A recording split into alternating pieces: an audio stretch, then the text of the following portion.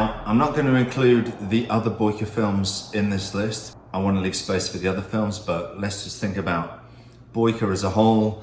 I think Undisputed 3 is the best of the 3 Boyka films, then Boyka Undisputed and Undisputed 2. Probably because my characters in Undisputed 2 a bit less, because I appreciate that's a really good film, but I don't know, I'm vain, what can I tell you? Anyway, Undisputed 3 I think is the best of the Boyka films that I did, because on the success of the second one, we could see how people really seem to gravitate towards Boyka as a character. I am pussy? I am pussy, look at your face! When we did the second one, we legitimately tried to make him a villain, but because we installed him with this sense of honor and the martial arts code, we were able to bring him into the third film and make him be the protagonist, the hero, and still not change the character too much. And I think the audience easily came along for the ride because, for whatever reason, people just love this character in number 2 anyway.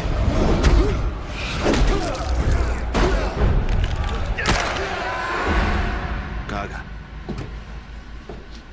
you really want to help me? Get me into this tournament. I want to fight again. He's a fantastic character. I love playing Boyka. Obviously, people around the world know me as Boyka. They'll shout Boyka out on the streets. So it is not lost on me the popularity of this character around the world.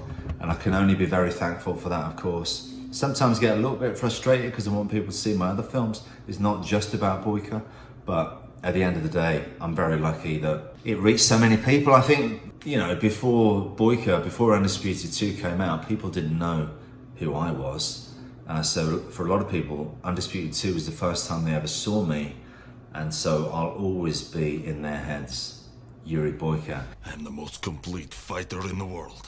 In fact, I feel like sometimes they want Yuri Boyka to be real and not Scott Adkins. And that hurts me a little bit, but never mind.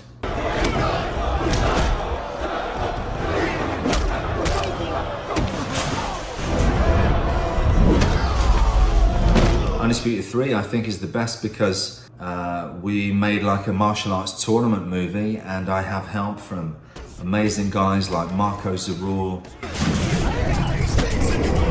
Lateef Crowder, Ilram Choi, the amazing Bulgarian stuntmen that we had in the movie as well. Of course, Isaac Florentine directing it. A great actor in Michael Shannon Jenkins, who came into it to play Turbo. Larnell Stovall, the fight coordinator, brilliant fight coordinator. Isaac shooting the fights brilliantly. The film's got a lot of energy. It's got a great location, the quarry and everything.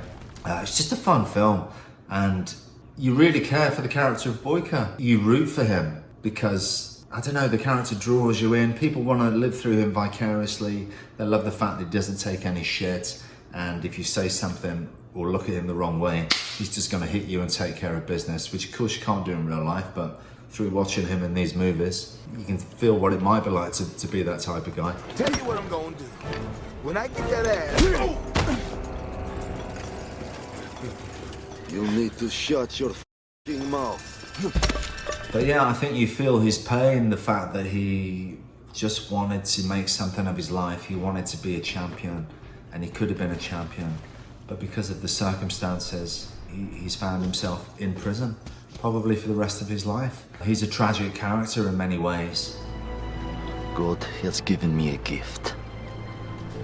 Only one. I am the most complete fighter in the world. Michael Shannon Jenkins was such a great guy to work with. Such an unselfish actor. It was an amazing experience working with him. My acting jumped up a level from being with him and working so closely with him and understanding it on a new level. I'll never forget that. Working with Michael was a fantastic experience. You bring down the walls.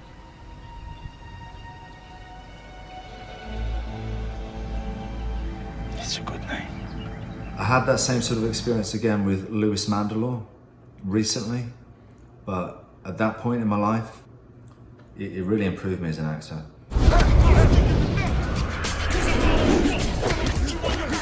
I remember doing the fight scene with Mikkel in the quarry, and we'd choreographed it in a gym with a soft floor, and then you get there and you haven't really took into account the fact that there's all these sharp stones on the floor, and we have to be rolling and gambolling around on all these sharp stones, and you just end up getting on with it, you know. It's like, oh shit, this is gonna hurt. Didn't think about that, did we? Anyone got a pad, a mat? No? All right, let's just do it then.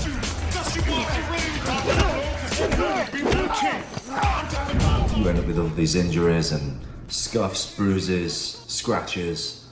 It ain't fun.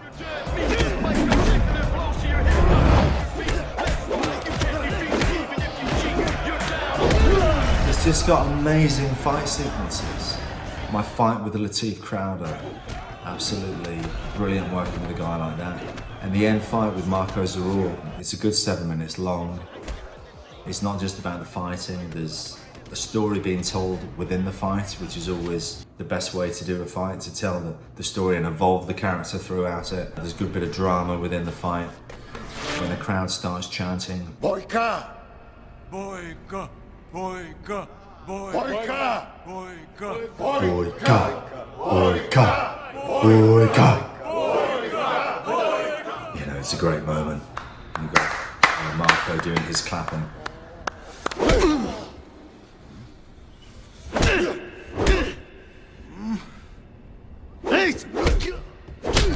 It's a fantastic fight sequence.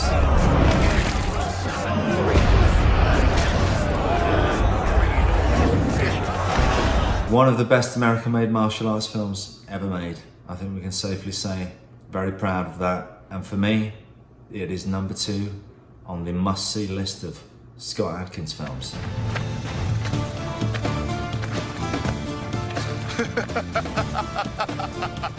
Ah!